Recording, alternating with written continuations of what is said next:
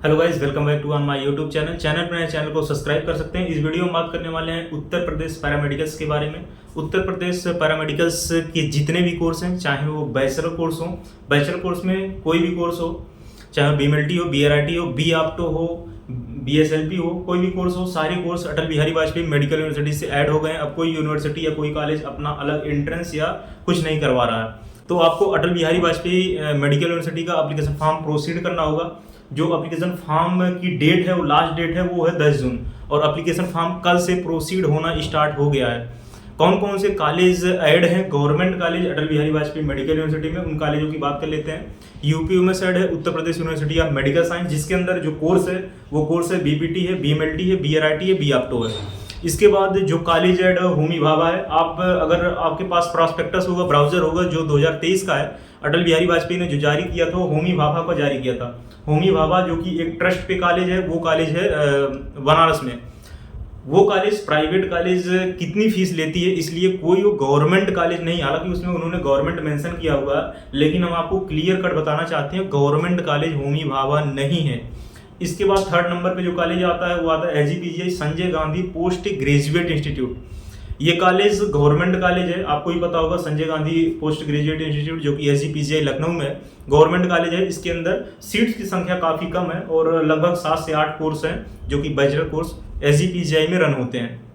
इसके बाद हम बात करें KGMU में बैचलर के 2 कोर्स हैं, एक रेडियो है, एक ऑप्टो है, जिसके अंदर 5-5 सीटें हैं। रेडियो के भी अंदर 5 सीटें हैं, इसके बाद ऑप्टो के भी अंदर 5 सीटें हैं, लेकिन रेडियो ही सिर्फ ऐड है, अभी ऑप्टो ऐड नहीं हुआ है।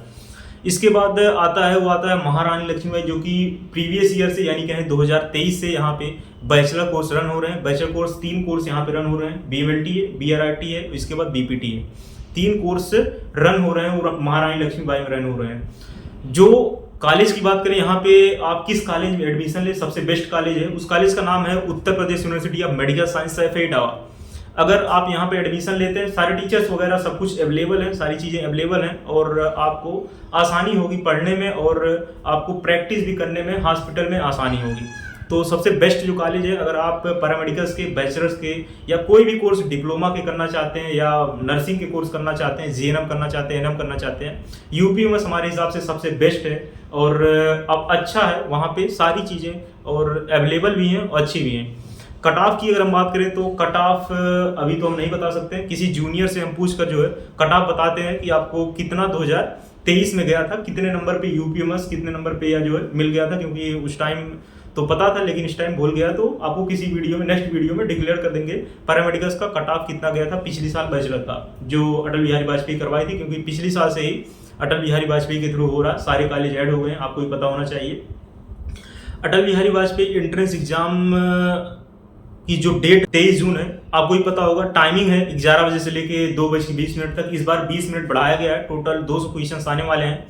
कोई निगेटिव मार्किंग नहीं होगी, निगेटिव मार्किंग नहीं है, इसलिए एडमिशन लेना भी आपको आसान है।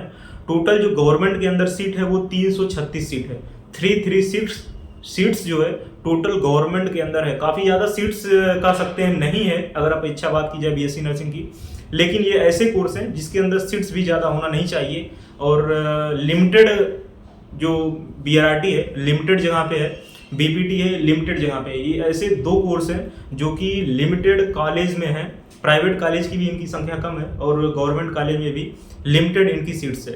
तो UPMS में जो सीट्स की संख्या 60 सीट है, जो कि गवर्नमेंट ही है। इसके बाद महारानी लक्ष्मीबाई में 30 सीट्स है। इसके बाद वहीं बात करें SGPGI के अंदर लगभग 8 से 10 सीट है, तो टोटल सीट्स की संख्या 336 सीट्स टोटल है। एंट्रेंस एग्जाम में जो सब्जेक्ट्स रहने वाले हैं, बायो रहेगी, केमिस्ट्री रहेगा, इसके बाद फिर फिजिक्स रहेगी, इसके बाद फिर रहेगी इंग्लिश, इसके बाद फिर जनरल साथ में रहेगा। टोटल बायो के 50 क्वेश्चन आएंगे, फिजिक्स के 50 क्वेश्चन आएंगे, इसके बाद केमिस्ट्री के आपको 50 क्वेश्चन देखने को मिलेगा, इंग्लिश और जनरल नॉलेज मिला के आपको 50 मतलब 25 क्वेश्चन आएंगे, इंग्लिश 25 क्वेश्चन इंग्लिश आएंगे, 25 क्वेश्चन इसके बाद आएगा जो है जनरल नॉलेज से। आपको फोकस कहाँ करना है? आप लोग फोकस कर रहे हैं, कहीं इंग्लिश पढ़ रहे हैं, कहीं जनरल नॉलेज पढ़ रहे हैं, ये चीज़ें पढ़ने के लिए नहीं, ये चीज़ें आपको पता होती हैं और ये चीज़ें अगर आप पढ़ लेंगे तो इसमें कुछ आप एक प्रकार से कह सकते हैं बहुत बड़ा तीर नहीं मार लेंगे। ये चीज़ें अगर आप पढ़ भी लेंगे फिर भी आपको इससे एक भी क्वेश्चन मिलेगा नहीं, ये हमसे आप लिख कर ले लीजिए। ये चीज़ें ऐसी होती हैं जो आपको पता ही होती हैं, अगर आपको पता नहीं है तो आप अवेयर नहीं है और अभी आपने जो है कुछ पढ़ा ही नहीं है।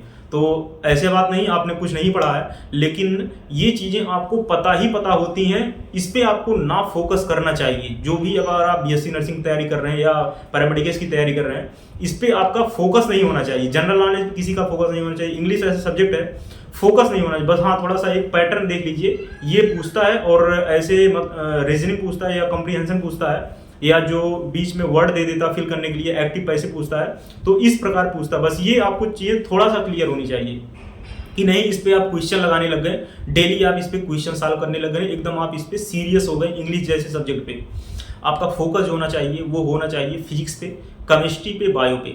फिजिक्स, केमिस्ट्री, बायो पे आपका फोकस होना चाहिए, और फोकस न्यूमेरिकल की तरफ नहीं होना चाहिए, फोकस भी थ्योरी की तरफ होना चाहिए। ज़्यादा से ज़्यादा न्यूमेरिकल ना लगाएं, ज़्यादा से ज़्यादा आप थ्योरी पे फोकस करें, आप चीज़ों को पढ़ें। इसके बाद जो फार्मूला है उसको आप याद कर लें, क्योंकि फार्मूला बेस्ड क्वेश्चन आ जाता है सीधा। Formula force equal to mass into acceleration, तो इस प्रकार से क्वेश्चन पूछा, जैसे इंथैल्पी का पिछले साल फार्मूला पूछ लिया था।